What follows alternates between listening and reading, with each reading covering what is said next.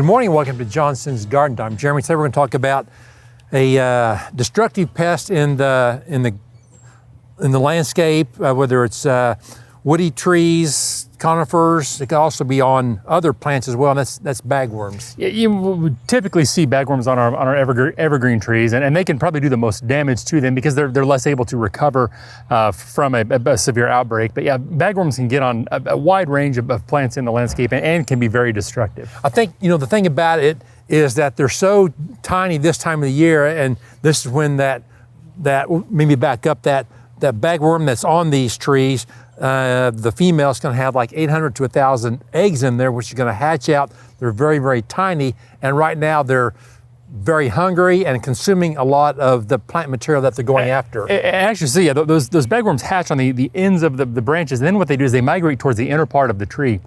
And where they're kind of protected from birds, they're protected from the elements, so they really just have kind of a free-for-all for feeding.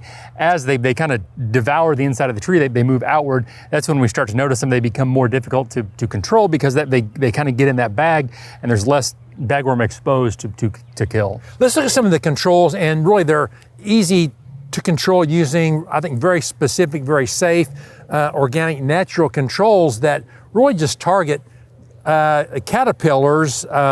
There's a couple different products. One's Spinosad and one is BT. Spinosad is one of my favorite products for killing bagworms, and both of these products act as kind of a stomach poison, so they're not really effective on a lot of our other insects. We do need to be careful with using the Spinosad. Spray it early in the morning so we're not killing the honeybees, but Spinosad is a great product to use. Gonna kill those bagworms.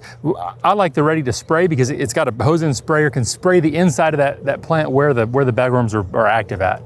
Okay, we have that in like I say, a ready to spray. Attach it to your garden hose, or ready to use.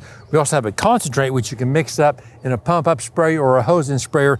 If you have just a few plants, the ferti-lome or caterpillar killer with BT, again, same chemistry that will control those. If you've got other insects that are kind of bothering you, maybe want something a little more broad spectrum, the bug blaster is also going to be effective on the bagworms. Can be used in the vegetable gardens. If you've got tomato hornworms, things like that, we can use something like the bug blaster as kind of an all-purpose product. Okay, now it's a great time to control those. They're very, very small. Come into our garden centers. We've got a lot of plants, but we also have controls for whatever's bugging you in your lawn and landscape and garden. Thanks for watching, and we'll see you next time.